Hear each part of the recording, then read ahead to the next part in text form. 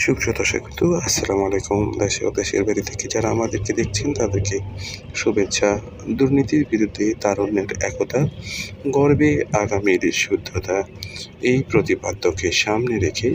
বড়ুড়ায় আন্তর্জাতিক দুর্নীতি বিরোধী দিবস উদযাপন করা হয়েছে। ৯ ডিসেম্বর সকাল ৯টায় বড়ুড়া উপজেলা পরিষদ ক্যাম্পাসে পতাকা উত্তোলন, জাতীয় সঙ্গীত গেয়ে এবং দুর্নীতি বিরোধী মানববন্ধনের মধ্য দিয়ে দিবসটির কার্যক্রম শুরু হয়। আনুষ্ঠানিক সকল কার্যক্রম শেষে সকাল 10টায় বড়ুড়া উপজেলা পরিষদ মিলনায়তনে বড়ুড়া উপজেলা দুর্নীতি প্রতিরোধ কমিটির সভাপতি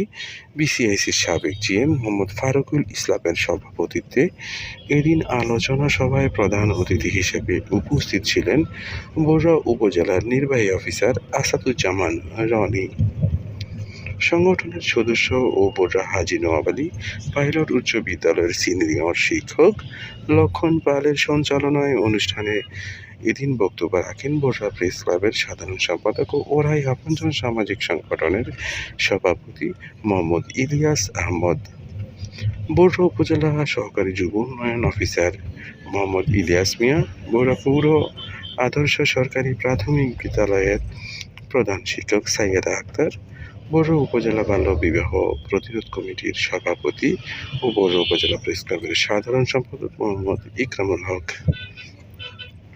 অনুষ্ঠানে এদিন অতিথি হিসেবে আরও উপস্থিত ছিলেন উপজেলা সমাজসেবা অফিসার কামরুল হাসান রনি, বড়ুড়া থানা সেকেন্ড অফিসার, বড়ুড়া উপজেলা প্রেস ক্লাবের সভাপতি মোহাম্মদ জাহাঙ্গীর আলম, তলাগ্রাম তারিণীচন্দ্র লাহা উচ্চ বিদ্যালয়ের প্রধান শিক্ষক কাজী আইয়ুব আলী,